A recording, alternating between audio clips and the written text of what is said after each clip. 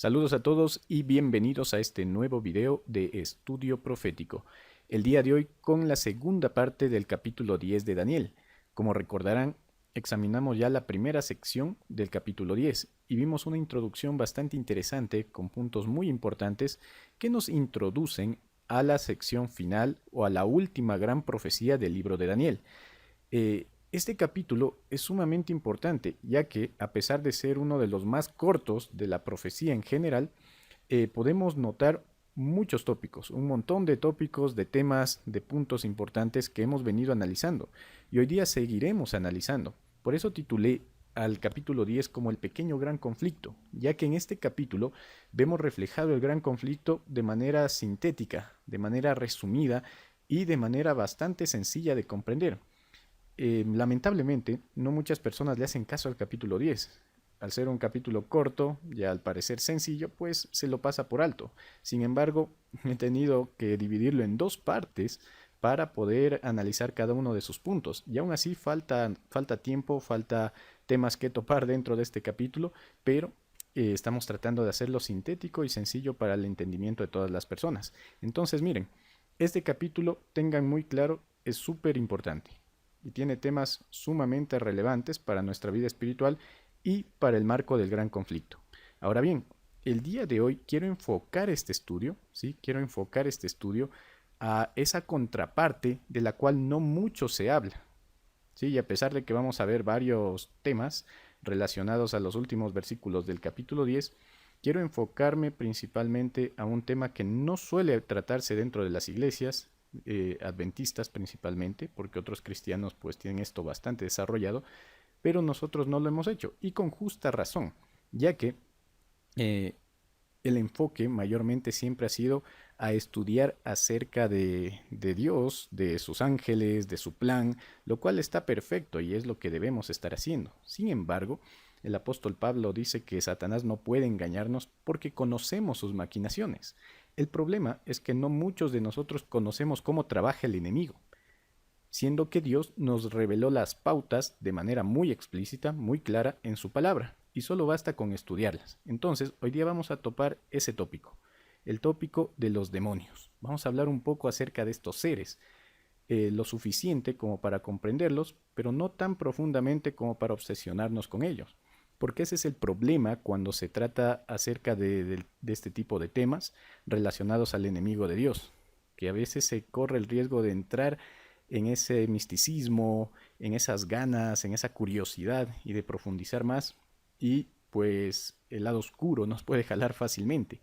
Entonces aquí estamos dando lo necesario y lo estrictamente bíblico para comprender estos seres, comprender las maquinaciones de Satanás y asimismo resguardarnos de ella. Entonces, dicho esto de introducción, vamos a comenzar con el estudio. Muy bien, partimos desde el versículo 13 y recalcamos los versículos 20 y 21. Daniel 13, 20 y 21. Mas el príncipe del reino de Persia se me opuso durante 21 días, pero he aquí Miguel, uno de los principales príncipes, vino para ayudarme, y quedé allí con los reyes de Persia. Noten el gran conflicto revelado en estas pocas palabras. Noten la contienda que, como les decía en el estudio pasado, desde el versículo 1 se nos va planteando un lenguaje bélico, un lenguaje militar. Aquí hay una contienda grande, una contienda espiritual importante, y Daniel nos trata de hacer entender eso por los términos que usa. Y noten, ¿no?, cómo hay oposición por parte del rey de Persia, hay oposición, hay alguien que viene a ayudar, que es directamente Miguel, ¿sí? También está Gabriel involucrado en todo esto, y después se nos habla de los reyes de Persia. Continúa diciendo el texto, él me dijo, ¿sabes por qué he venido a ti? Pues ahora tengo que volver para pelear contra el príncipe de Persia, y al terminar con él, el príncipe de Grecia vendrá. Miren cuántos detalles interesantes. Pero yo te declararé lo que está escrito en el libro de la verdad, y ninguno me ayuda contra ellos, sino Miguel, vuestro príncipe. Estos son los textos principales a analizar en este momento. Y tengámoslo en mente. Ahora bien, desmenuzando el texto, vamos a ver un poco acerca de esta guerra espiritual que se nos presenta en Daniel capítulo 10. Primero que nada, el uso del término príncipes. Esto es algo que resalta bastante cuando nosotros leemos este texto. Se usa la palabra príncipes para designar a estos seres. Ahora bien, fijémonos, en todo el Antiguo Testamento el término suele referirse a los principales servidores, funcionarios, jefes militares o gobernantes subalternos al rey. ¿Sí? Entonces, hay un rey, hay un dirigente, hay un comandante y debajo de ellos están los príncipes. Ustedes recordarán, por ejemplo, en Génesis 42, que se habla de los príncipes de Israel que se presentaron ante Moisés. En Primera de Reyes también se nos habla de los príncipes, refiriéndose a los gobernantes que estaban debajo del rey. ¿Sí? Entonces, esta es una primera característica importante sobre estos seres, los príncipes de Persia y de Grecia. Así que estamos hablando de poderes que están subalternos a un poder mayor, en este caso a un poder espiritual. Ahora, continuando. También así se suele denominar a los líderes de las tribus de Israel y a los ayudantes de Moisés, como ya mencionamos. El contexto y término hebreo sugieren una connotación bélica y espiritual. ¿Sí? Entonces, este término príncipes no solamente se usa para referirse a gobernantes o a dirigentes políticos, sino también a líderes militares. ¿Sí? A líderes militares, a líderes que salen a luchar, que salen a pelear, y aquí tienen todos los ejemplos. Entonces, esa es la connotación que tiene la palabra príncipes en el Antiguo Testamento, que hay que tener muy en cuenta para ver la identidad de estos seres. Un príncipe humano no puede contender con uno celestial. Recordemos que es Gabriel el que está viniendo, ¿no es cierto? Gabriel es el que está viniendo a socorrer a Daniel, y se le opone el príncipe de Persia, se le opone. ¿Sí? Y él no puede cumplir con su objetivo, con su tarea. Y lógicamente ningún príncipe humano puede contender con uno celestial. ¿Sí? No es un rey literal, no es una persona de carne y hueso la que está contendiendo aquí con Gabriel. ¿Sí? Por lo tanto, estamos hablando de una contienda entre seres espirituales. Y ojo, aunque estos seres espirituales, tanto de un lado como del otro, usan agentes humanos, la verdad es que también hay una contienda entre ellos, una contienda espiritual. Esto queda confirmado cuando la expresión príncipe es usada para referirse a seres espirituales, específicamente a Cristo y a Satanás. ¿Sí? Si ustedes leen en Marcos 3:22, por ejemplo, se nos habla de Satanás como el príncipe de este mundo. Y ahí tienen otros textos, ¿verdad? Se nos habla de Satanás como el príncipe. En el mismo libro de Daniel, en el capítulo 8, se refiere a Cristo, se refiere a Jesús como príncipe. ¿Sí? Entonces, ¿de qué estamos hablando aquí? Estamos hablando de los poderes del enemigo y de Cristo, de Satanás y de Cristo. ¿Quiénes estaban contendiendo en esta lucha de Daniel 10? Estaba contendiendo un subalterno de Satanás y un subalterno de Cristo. El subalterno de Cristo es Gabriel mismo. Y Gabriel luego pide ayuda a Miguel, ¿no? Que es Jesús mismo, y pueden vencer al príncipe de Persia. ¿Quién es este príncipe de Persia? Es un subalterno de Satanás, es un príncipe de Satanás, está debajo de Satanás. Entonces, cada cual peleando por su lado. Hay una guerra espiritual que nos rodea, hermanos, y eso debemos tenerlo clarísimo. Los ángeles de Dios y los ángeles de Satanás están muy activos en esta contienda, y eso lo vemos clarísimo en este capítulo número 10. Ahora, continuando. La expresión refiere específicamente a poderes políticos, naciones literales, en este caso Persia y Grecia. ¿Sí? Eso es importante porque aquí a este ser que se opone a Gabriel y a Miguel se le denomina como el rey de Persia y luego se habla de los reyes de Grecia. Entonces, esto es importante. ¿Por qué? Por lo anterior mencionado, concluimos que el texto nos habla de demonios encargados de influir en asuntos de política y en el camino de las naciones. Entonces, ojo con eso, hermanos. Satanás trabaja muy organizado. Satanás es un ser que estuvo en la presencia de Dios, un ser inteligente, muy inteligente. Y Satanás sabe cómo se manejaban las huestes celestiales y sabe cómo estaban organizadas. Y esa misma organización lo traslada a su gobierno en la tierra. Por eso él designa a un príncipe, a uno de sus subalternos, a uno de sus demonios, para que se encargue de influir en el reino de Persia. Y eso lo confirma el espíritu de profecía, ¿no? Que más adelante les muestro la cita, que hay unas cuantas, pero hay una que es muy precisa con respecto a este capítulo. Entonces, hay demonios encargados de influir en asuntos políticos. El príncipe de Persia, este demonio, estaba encargado de influir en Persia para llevar adelante los planes no de Dios, sino de Satanás. Así que podríamos decir de alguna manera que existen demonios regionales. demonios que están ahí metiendo las manos en la política. Hay otro texto del conflicto de los siglos que confirma también esto, ¿no? Que en las cámaras legislativas, de los representantes, de los políticos, ahí están los demonios tratando de influir, tratando de llevar el destino de las naciones hacia el rumbo o el camino que pretende Satanás. Pero lo interesante, lo importante y lo bueno de todo esto es que no solamente están estos demonios que sirven a Satanás, no solamente están estos príncipes, sino que también está el príncipe de los príncipes, que es Miguel, Cristo Jesús. Y él es más poderoso y él siempre termina imponiendo su voluntad. Entonces, que nos quede muy claro eso.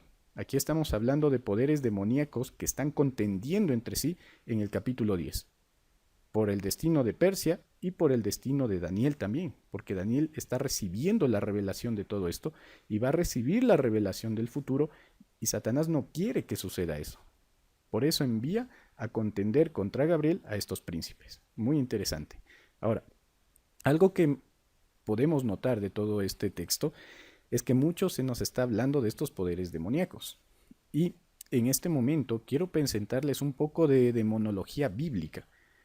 ¿Sí? De demonología bíblica en el contexto del gran conflicto, desde una concepción 100% bíblica y añadiendo algo a nuestra discusión, a nuestro tema, a nuestro marco teórico del adventismo, por decirlo de alguna manera, ya que ustedes van a encontrar en el mundo cristiano que se aborda el asunto de los demonios, de la demonología, desde diferentes perspectivas, y muchas de ellas están muy erradas, muchas de ellas tienen bastantes fallas y no toman en cuenta la revelación, o se salen de la revelación, ya que Dios nos deja muy claro qué son estos seres, qué pretenden, cuál es su naturaleza en su palabra, nos lo deja clarísimo, pero hay gente que trata de ir más allá, y son cristianos mismos, e inventan cosas y teorías muy descabelladas. Entonces, aquí vamos a tratar de ser 100% bíblicos y muy resumidos, hermanos, muy resumido.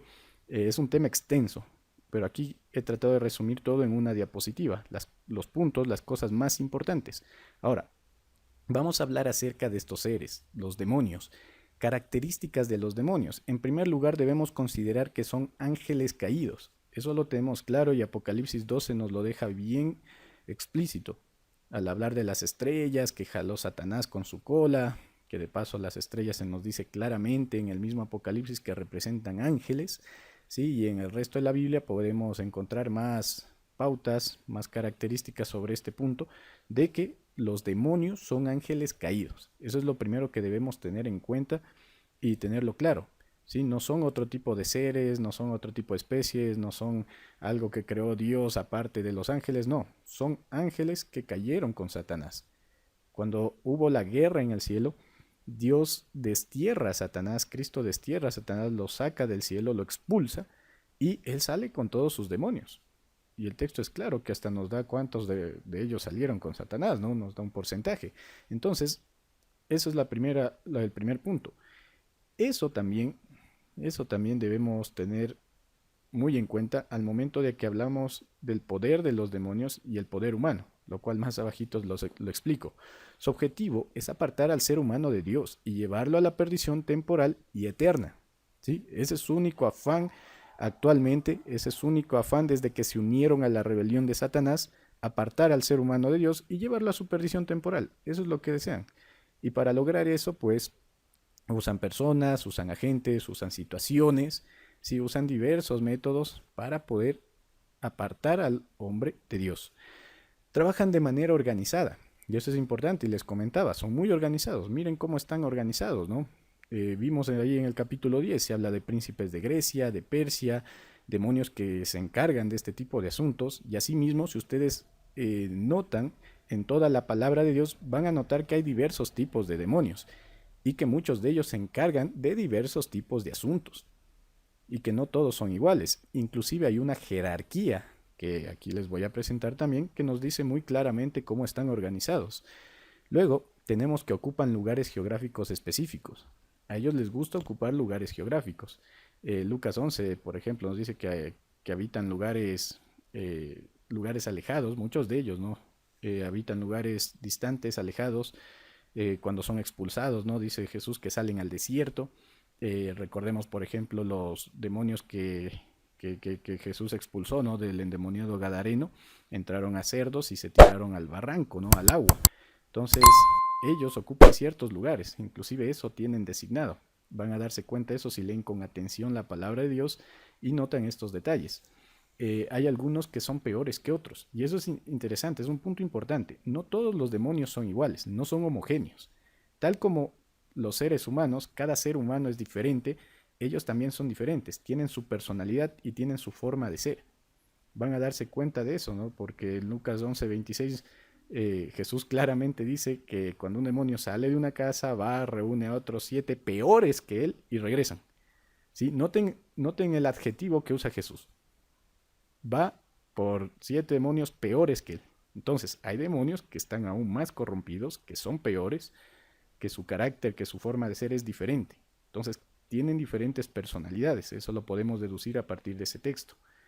Y por eso es que algunos actúan de manera diferente en la vida de las personas. No todos actúan de la misma manera, no todos usan las mismas estrategias para tentar, para hacer pecar, para hacer caer. No. Cada uno usa estrategias diferentes, se adapta a cada persona y tienen su propia personalidad. Algo sumamente interesante. Este punto también es importante. Son superiores en fuerza, poder e inteligencia que el ser humano. Y hermanos, eso tengámoslo muy presente. Comprendamos eso es importante comprenderlo. El demonio, al ser un ángel, ¿sí? Aunque son ángeles caídos, no dejan de ser ángeles. Y la Biblia en Salmos 8, del 4 al 6, nos dice que el ángel tiene capacidades superiores al ser humano. Entonces ellos son más poderosos, más inteligentes y más fuertes que el ser humano. ¿Sí? Debemos eso tener en cuenta, porque hay gente que piensa que al demonio se lo vence solo con fuerza de carácter. Yo he visto gente que piensa eso, ¿no? Hay gente que dice la posesión demoníaca se da por falta de fuerza de carácter, y no es así, hay una serie de factores. Sí, el ser humano no puede vencer al poder satánico, porque el poder satánico es más grande que el poder humano. Siempre entendamos eso. Ahora bien, eso nos deja en una situación desesperanzadora, en una situación adversa, pero debemos recordar que los demonios, los principados, las potestades, según Colosenses 2:15, fueron vencidas por Cristo en la cruz. Cristo ya les venció, hermanos. Y esa es la buena noticia, que aunque el demonio, los demonios son poderosos más que el ser humano, el demonio más débil es más fuerte que el ser humano más fuerte. ¿Sí? Entonces, no podemos hacer nada, pero Jesús ya los venció en la cruz. Y ahí radica nuestro poder y nuestra fuerza. Yo como ser humano no puedo hacer nada contra estos poderes, pero el que sí puede es Cristo Jesús. Por eso en Lucas 9:1 Jesús claramente inviste a sus discípulos de su poder para vencer a los demonios. Les da su poder, les da el Espíritu Santo y con el poder del Dios el ser humano puede sobreponerse al demonio. Entonces, en otras palabras, estamos luchando contra un enemigo que ya está vencido. No debemos temer. Ahora bien, las armas provistas por Dios en un caso de demonización, de posesión demoníaca, ¿sí? Son, y la Biblia lo deja bien claro, porque esto mucha gente me ha preguntado, ¿qué se hace en caso de posesión demoníaca? Bueno, hay muchas pautas, muchas cosas que seguir, pero básicamente 4 armas Dios nos dejó bien claro. El ayuno, la oración, la fe, la palabra de Dios y la música espiritual. Bueno, serían 5, ¿verdad? Entonces, todo esto respaldado con su respectivo texto bíblico. Jesús dijo clarísimo, ayuno y oración es lo más importante. Sin ayuno y oración no podemos vencer a los poderes de las tinieblas, ni en nuestra vida ni en la vida de otros. Recordemos, hermanos, que Dios nos mandó a dar libertad a los cautivos. Es una de las encomiendas, es una de las cosas que el Señor encargó a sus discípulos, nos encargó a nosotros, dar libertad a los cautivos. Eso significa liberarlos del brazo del enemigo. Y a veces es necesario liberar a esta persona de una demonización, de una posesión demoníaca. No siempre, ¿no? A veces no está una persona de lleno poseída, a veces simplemente está bajo influencia demoníaca. Pero, ¿qué debemos hacer? Ayudarle. ¿Y cuáles son las armas para luchar contra el enemigo en nuestra vida y en la vida de otros? Ayuno y oración, primeramente. Lo más importante. De ahí está la fe, porque Jesús también les dijo que eran faltos de fe a los discípulos cuando no pudieron expulsar al demonio. Entonces necesitamos creer en el poder de Dios, tener esa convicción. Luego tenemos la palabra de Dios. ¿Cómo resistió el propio Cristo a Satanás, al mismo demonio, a Satanás en persona, mediante la palabra. Escrito está. Nuestra mente debe estar llena, debe estar completa con un escrito está. ¿Sí? Y finalmente la música influye bastante en este aspecto, hermanos. Recordemos que según Primera de Samuel, que se nos presenta el caso de Saúl y David, se nos dice clarísimo que cuando este mal espíritu atormentaba a Saúl, David tocaba el arpa y automáticamente el espíritu se iba. ¿Sí? Entonces, los malos espíritus pueden ser ahuyentados con música espiritual. Caso contrario, la música mundana, la música secular, inclusive la música cristiana, que no está acorde a los principios bíblicos, simplemente no sirve de nada, más bien los atrae. Entonces la música espiritual juega un rol importantísimo. ¿Sí? Usémosla correctamente y usemos la música correcta. ¿Cuál es la música correcta? Desde este ministerio hemos hablado varias veces con respecto a eso, pero básicamente evitemos aquella música que es más secular que cristiana. No basta con ponerle la letra cristiana, no basta con ponerle una letra bonita y usar un ritmo del mundo, no.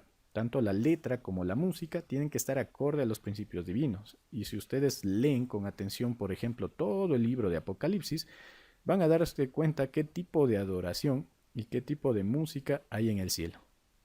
Y cuál es la música que Dios aprueba y le gusta. Entonces todo está en la palabra, solo hay que investigar. Eventualmente haré un tema solamente dedicado a esto, pero creo que en estudios presenciales he dejado muy claro qué tipo de música es la que Dios le agrada y permite en su palabra. Entonces, estas son algunas características importantes sobre los demonios a tener en cuenta. Ahora bien, yo les hablé de una jerarquía demoníaca. En Efesios 6:12 nos habla claramente cómo están organizados los poderes demoníacos. Y básicamente podemos hablar de Satanás a la cabeza. Debajo de él están los principados. Miren, aquí están los príncipes. ¿Quiénes eran estos que estaban influyendo en la política de Persia y Grecia? Los príncipes, los que están directamente a cargo de Satanás. Dense cuenta, ¿no? En esta jerarquía. Tercero, los gobernadores. Cuarto, las potestades. Y quinto, las huestes espirituales, que son todo el resto de demonios en general que existen. Entonces, esta es una jerarquía que nos deja Efesios 6:12 muy claro, y otros textos también lo confirman, ¿no? Porque no es el único que habla de las potestades, de los principados. Ahora bien, si nos ponemos a hablar de cada uno de ellos, pues ese ya es otro tema, y la Biblia no nos da mucha luz con respecto a cada uno de estos tipos o de estas jerarquías demoníacas. Solamente nos dice que están organizados de esta manera, y con eso nos basta, ¿no? Saber que trabajan de esta manera tan organizada. Y eso también nos llama la atención, porque a veces nosotros como pueblo de Dios no estamos tan organizados como están ellos. ¿Sí? Entonces debería dejarnos una lección para poner orden en nuestras iglesias, en nuestros grupos, en nuestros hogares, con nuestros hermanos, porque ellos están muy organizados. Por eso es que a veces nos lleva la ventaja el enemigo, porque él sí trabaja organizado y a veces el pueblo de Dios no. Está desorganizado, está descuidado, está con dejadez y eso le da ventaja al enemigo. Así que mucho ojo con ese punto. Ahora, 3 curiosidades interesantes sobre los demonios. Número 1, hay objetos o acciones que les dan derechos sobre una persona. Hay algunos hermanos, ¿sí? Adventistas que se dedican a este ministerio que se llama Ministerio de Liberación. Es un término bastante adecuado, suele usarse en algunos círculos evangélicos también. Pero es un término bíblico, ministerio de liberación, no como el catolicismo que lo llama exorcismos. No son exorcismos, son liberaciones, ¿no? Eso así Jesús lo dijo, dar libertad a los cautivos. Entonces, gente relacionada al ministerio de liberación nos habla de que hay ciertas cosas que les dan derechos legales, por decirlo de alguna manera, sobre el ser humano.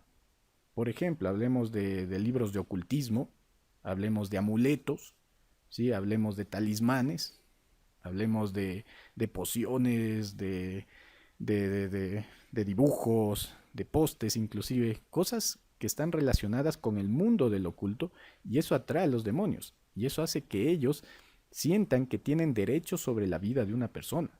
Pueden verificar esto, por ejemplo, en Hechos 19, 18 al 19, donde se nos habla que un grupo de nuevos conversos trajeron sus libros de magia, de ocultismo, y los quemaron, porque estos libros los tenían atados a Satanás, al pecado. ¿sí? Entonces, algunas cosas que atraen a los demonios y que les dan derecho sobre tu vida y que tú tienes que deshacerte si quieres deshacerte del enemigo. Lamentablemente he visto a muchos cristianos que no quieren deshacerse de ciertas prácticas, ¿no? Que prácticas, por ejemplo, como el Reiki, prácticas de la nueva era, cierto tipo de entretenimiento, ¿sí? Que está relacionado al oculto. Las películas de terror, por ejemplo, hablemos de ello, que son muy populares en muchos casos. La gente lo ve como algo inocente, como algo que no influye, pero todo eso le da derecho al enemigo sobre la vida de una persona. Entonces, tener mucho cuidado. También hay ciertas acciones que le dan derecho al enemigo sobre las personas. Acciones como, por ejemplo, la infracción directa de los 10 mandamientos. ¿Sí? Si ustedes revisan, van a darse cuenta que eso le da la cabida al diablo, especialmente aquellos pecados que son de corte sexual. Todo esto pues viene de la experiencia y de la lectura de la palabra de Dios. Segunda curiosidad, algunos de ellos ocupan el lugar de deidades antiguas. Y ese es otro punto interesante que muchas personas ignoran. Y es que, en efecto, cuando hablamos de los dioses antiguos, de cualquier mitología, hablemos de los dioses babilónicos, griegos, romanos, ¿sí? De Zeus, de Poseidón, yo qué sé, de aquellas deidades paganas antiguas, muchos de los demonios ocupaban el lugar de estas deidades. ¿Sí? Por eso si ustedes leen 1 Corintios 10, 19 al 21, se nos dice de manera clara que lo que los gentiles sacrifican a los ídolos, a los demonios lo están sacrificando en realidad. Entonces muchos de estos demonios, de estos ídolos que existían en antaño y que aún existen hasta el día de hoy en muchos lugares, inclusive dentro de cierto sector del cristianismo, en realidad son deidades paganas, son demonios, ¿sí? Son espíritus de demonios. Hay un texto del conflicto de los siglos que también lo confirma y es algo interesante, porque inclusive dice el espíritu de profecía que estas deidades volverán a aparecer al final de los tiempos, pero que en realidad son demonios. Sí, una vez expliqué esto en el estudio de Apocalipsis 9, que eventualmente quedará en video también aquí, pero debemos tomar en cuenta eso, ¿no? Estos dioses antiguos en realidad eran demonios haciéndose pasar por estos dioses, porque en efecto inclusive había muchas manifestaciones milagrosas. Por un ejemplo clarísimo, las estatuas que lloran. Hoy en día se escucha en el mundo católico y ortodoxo, entre otros, de estatuas que lloran o que lloran sangre o que movieron los ojos o cosas por el estilo. ¿Sí? ¿Quién hace o quién produce este tipo de milagros, entre comillas? Satanás. Es parte del espiritismo, ¿no es cierto? Pero, pero, cuando nosotros investigamos y nos vamos más atrás, nos vamos a dar cuenta que estas manifestaciones, entre comillas, milagrosas, se daban en culturas antiguas, precristianas. Y veías a dioses igualmente llorando, sangrando, moviéndose, ¿sí? A los ídolos, ¿no? De dioses paganos que nada tenían que ver con el cristianismo, haciendo este mismo tipo de milagros, con testigos que presenciaron el acto. Entonces, todas estas estratagemas, estos trucos, estos dioses, estos santos, estas vírgenes, ángeles, etcétera, detrás de todas estas cosas, ¿quién está? Satanás, el enemigo, están los demonios. ¿Sí? Algo sumamente interesante es este punto que da para un tema completo, pero lo dejamos ahí. Y tercera curiosidad, hay demonios que permanecen en familias por generaciones. Hay gente practicante de lo oculto que consagra a sus hijos, a sus bebés, a los demonios, a los espíritus guardianes, según ellos, entre comillas, pero que en realidad son demonios. Y estos demonios pasan inclusive de generación en generación. Por eso se nos dice que habitan las casas de los seres humanos, en el mismo texto de Lucas 11. Habitan las casas porque ellos se sienten dueños, sienten que tienen el derecho a tener posesión sobre ese hogar, sobre esa familia, y permanecen ahí durante generaciones si es que no se rompe ese vínculo. Y ustedes si leen los textos ahí citados en pantalla, van a darse cuenta, ¿no? De esto de la tercera y cuarta generación, que el demonio o el enemigo puede actuar sobre una vida, pero también nos dice que Dios bendice por 1000 generaciones a aquellos que lo veneran. Entonces, la única manera de romper estas maldiciones familiares, digámoslo de alguna manera por ponerle un nombre, es con el poder de Cristo, ¿sí? Porque si no, el enemigo se queda ahí. Si no acudimos a Cristo, el enemigo va a estar ahí y va a apoderarse de nuestra vida, de nuestra familia. Entonces, muy interesante todo esto. Estoy tratando de ser resumido. Ahora bien, grados de demonización. Hay diferentes grados de demonización, hermanos. No creamos que una persona demonizada solamente es aquella que se le metió el diablo, empezó a gritar, a chillar, a tirarse al suelo, a botar espuma. No, hay diferentes grados de posesión demoníaca. Y eso también es importante. En primer lugar, debemos entender que existe la influencia, la cual todos hemos experimentado e inclusive se podría decir experimentamos día a día, especialmente los incrédulos. Si ustedes leen 2 Corintios 4:4 se nos dice que los incrédulos están bajo la influencia de Satanás constantemente y eso les lleva a negar la verdad. Sí, entonces, este es un primer grado de demonización, se podría decir, cuando Satanás influye en la mente, cuando Satanás pone las situaciones, pone las ocasiones, la gente, para que tú te apartes de Dios. ¿Sí? Y cuando tú actúas conforme a lo que Satanás prepara para ti, tú estás bajo influencia del enemigo. Y creo que a todos nos ha pasado. Entonces, en este grado, obviamente, la mayoría de gente ni siquiera se percata que está bajo influencia demoníaca. ¿Sí? No te das ni cuenta, tú sigues con tu vida, con tus actividades, pero estás ahí acariciando un pecado. O estás ahí dirigiéndote en una dirección que Dios no quiere para tu vida, actuando bajo influencia demoníaca. Aquí, ojo, no es que Satanás toma el control del ser humano y lo usa como un títere, no, aunque él quiere eso, no puede, ¿no? Porque el ser humano juega un papel importante también en este asunto, su libre albedrío, su capacidad de decidir y su capacidad de razonar. Satanás hace lo posible para entrampar, para influir, pero al fin y al cabo es el propio ser humano el que escoge. Recordemos que el pecado es una elección. En segundo lugar está la opresión. Este es otro tipo u otro grado de demonización. La opresión como la que sufría Saúl, por ejemplo. A Saúl le oprimía un demonio. Entonces, en este punto ya la influencia demoníaca se hace tan fuerte que le quita la tranquilidad, le quita la paz a la persona que está bajo el efecto del demonio, tal como pasaba con Saúl. E inclusive Saúl tenía estos episodios de arrebatos, estos episodios de agresividad, ¿sí? Ocasionados por la opresión demoníaca. Luego tenemos el siguiente grado, que es el control. En el control, pues, tú ya estás rindiéndole tu voluntad al enemigo. El enemigo te controla y hace contigo lo que quiere. ¿Sí? Estás llegando a ser un instrumento en las manos del enemigo. Hay mucha gente, por ejemplo, que, que es usada por Satanás, por los demonios, para llevar a pecar a las personas. ¿Sí? Entonces ahí ya estás bajo control del enemigo. Él ya está tomando lugar en tu mente. Tú has sacado a Dios, has sacado al Espíritu Santo de tu vida y ese lugar es ocupado por el demonio. Sí, así de directo, ¿no? Es algo terrible. Y miren, esto tampoco en esta etapa de control no siempre se manifiestan los síntomas de demonización clásicos que nosotros conocemos. Por eso he puesto el ejemplo de Hechos 5:3, donde vemos el caso de Ananías y Zafira, que claramente se nos dice que estaban siendo controlados por el demonio para guardar este dinero, ¿no? Y la codicia, la avaricia se apoderó de su corazón y el demonio les estaba controlando. Sin embargo, ellos seguían lúcidos, ojo con eso. Finalmente está la posesión demoníaca, que se podría decir es lo más fuerte y, y es algo bastante complicado. Y ahí sí, el demonio ha tomado control completo de la persona, de su cuerpo, de su mente. Sí, está bajo influencia completa de Satanás, actuando conforme a los designios de Satanás. Satanás lo usa como un títere prácticamente. La voluntad de él ha sido totalmente rendida ante los demonios y está posesa. Y la mayoría del tiempo es Satanás actuando por esta persona y ahí se dan los episodios, ¿no? Que conocemos, que hemos visto, inclusive en películas de gente tirando espuma, gritando, con una fuerza sobrehumana, etcétera, etcétera. Aquí en el grado de la posesión. Entonces, se podemos diferenciar estos 4 grados o tipos, también podríamos decirlo, de demonización.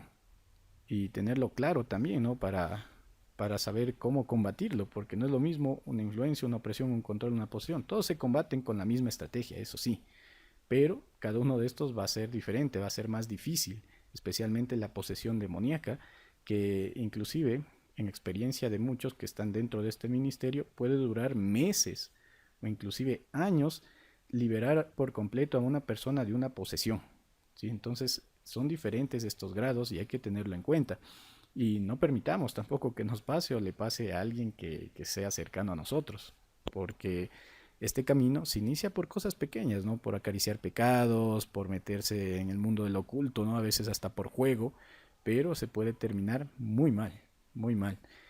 Prácticas también como el hipnotismo, ¿sí? La reflexología, que los imanes, etcétera, etcétera. La meditación, eso es muy peligroso, la meditación, meditación mística, oración contemplativa, etcétera.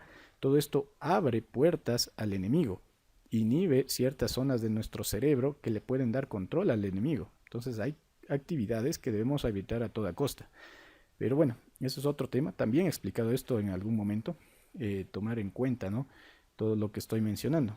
Finalmente, la demonización no siempre es perceptible. Eso es importante. No siempre se van a dar cuenta. Y el mejor ejemplo es Marcos 1:23, que nos dice que había un endemoniado en la sinagoga en día de reposo y frente a Cristo mismo. ¿Sí? Si ustedes se ponen a pensarlo, esta persona estaba posesa y estaba en un lugar santo, en el día santo de reposo, frente al santo de los santos, y sin embargo estaba ahí sentada como si nada. Interesante de notar, pero cuando Jesús pasa, ahí sí se alteró este demonio. Entonces dense cuenta, la demonización no siempre va a ser perceptible. Gente que va a parecer normal, hay gente que va a parecer inclusive espiritual, pero está siendo influida por un demonio o inclusive poseída por un demonio. Eso nos lo deja claro Marcos 1:23. En ocasiones también puede estar acompañada de alguna enfermedad. Eso lo vemos varias veces en el Nuevo Testamento, que casos de posesión demoníaca que causan enfermedad en una persona. Y es que el enemigo quiere destruirte en todos los sentidos. O por otro lado, también puede otorgar dones. ¿Sí? Por ejemplo, la chica vidente, esta chica divina que se le presentó frente a Pablo y que los perseguía, ¿no? Y los acosaba y trataba de arruinar su obra.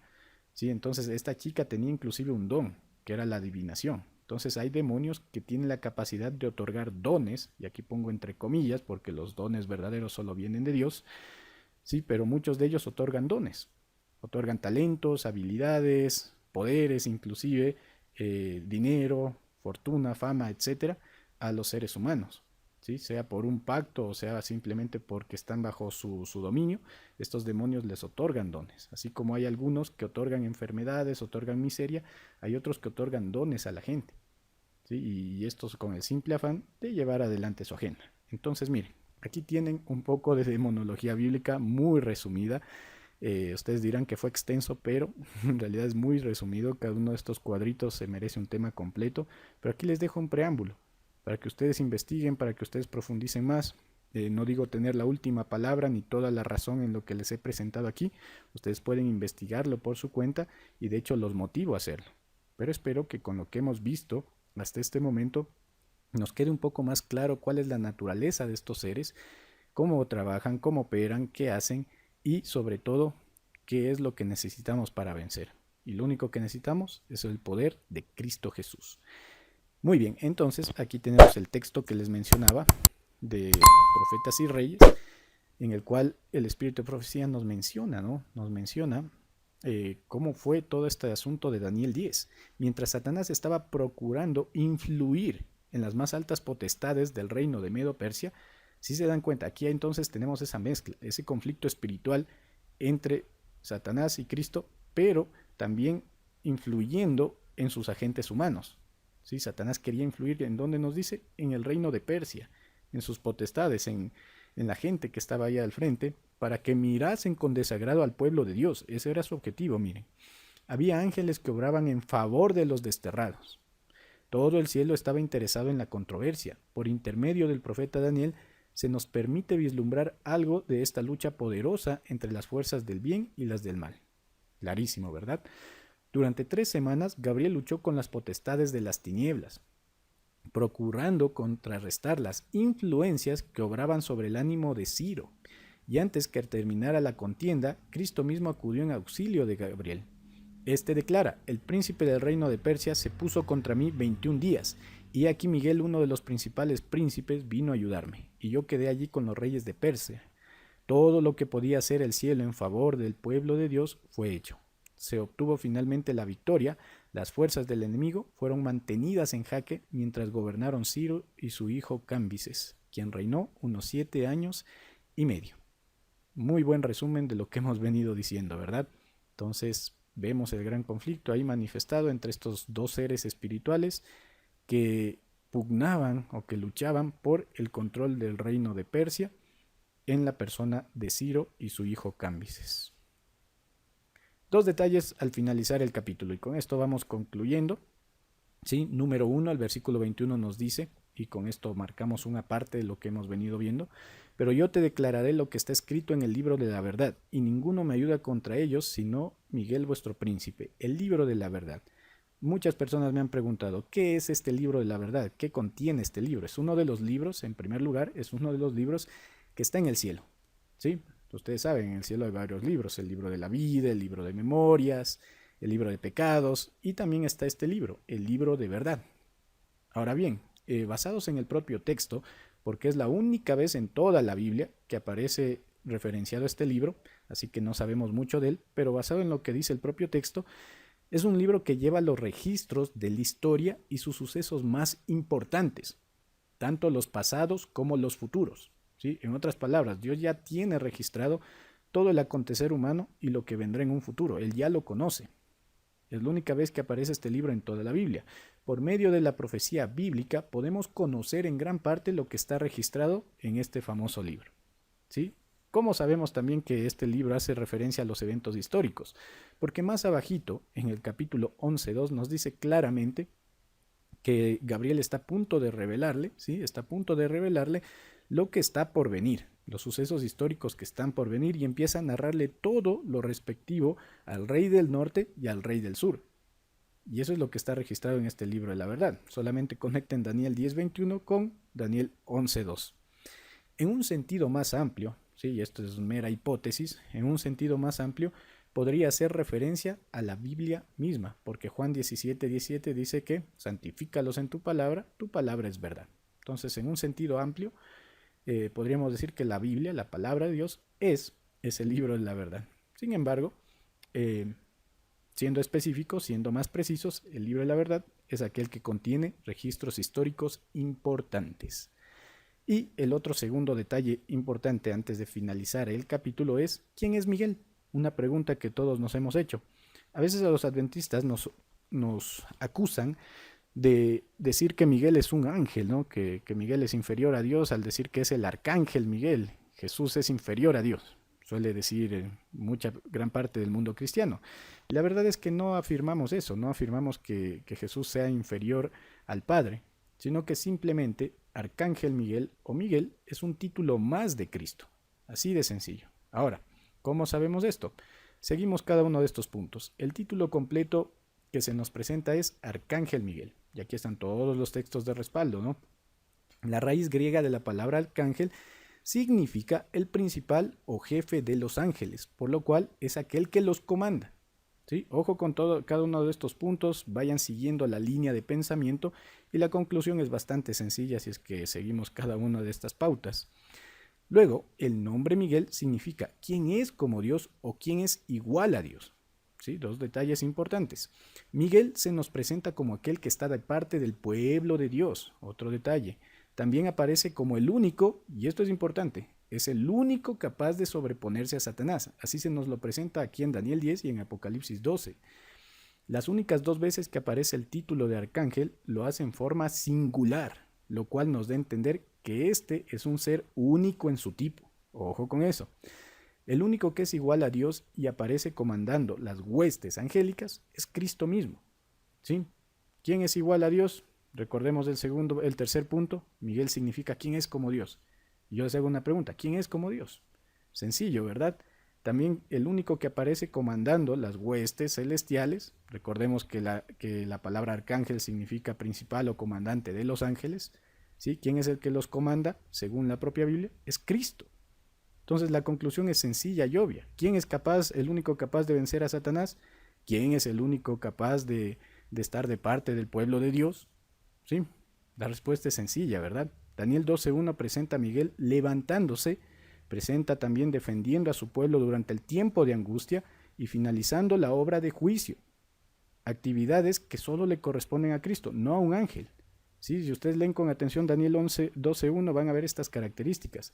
Él se levanta del santuario, él defiende al pueblo de Dios en el tiempo de angustia y él finaliza la obra del juicio investigador. ¿Quién hace todo esto? Jesús, claramente.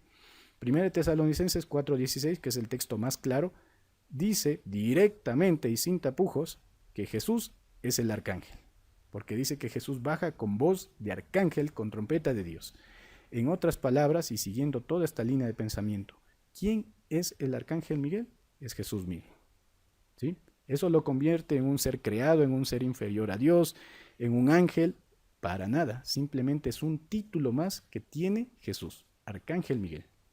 Así como tiene otros títulos, por ejemplo, Emanuel, que sale en el Nuevo Testamento, ¿verdad? Y en Isaías, Emanuel, que significa Dios con nosotros. Es un título más de Jesús. Y así hay varios títulos de Jesús, de Dios el Padre mismo, y este es un título más de Cristo. Entonces, ¿quién es el arcángel Miguel?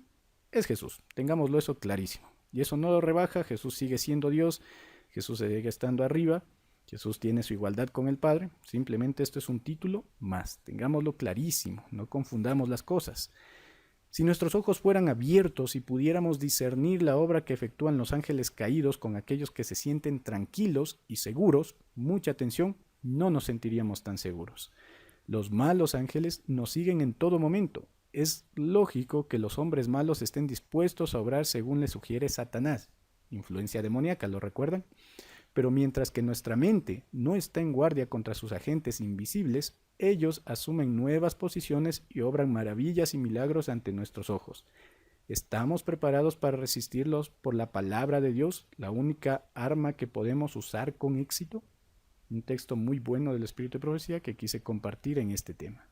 Finalmente, recordemos cómo venzo al enemigo, cómo evito al enemigo en mi vida. Por lo demás, hermanos míos, fortaleceos en el Señor y en el poder de su fuerza, vestíos de toda la armadura de Dios, para que podáis estar firmes contra las acechanzas del diablo. ¿Cuál es la armadura de Dios? Ahí la tienen, ¿no? Pueden verla en la imagen, tal y como aparece en Efesios 6. Someteos pues a Dios, resistid al diablo, ¿y qué dice Santiago? Y él huirá de vosotros. Queridos hermanos, Dios nos dio el poder, podemos vencer al enemigo, podemos resistir al diablo, podemos tener la victoria en Cristo Jesús. Ese, mis queridos hermanos, ha sido el estudio de este día, Daniel capítulo 10. Espero que les haya gustado, que hayamos aprendido y que nos haya servido de edificación espiritual. Dios les bendiga y hasta el próximo video.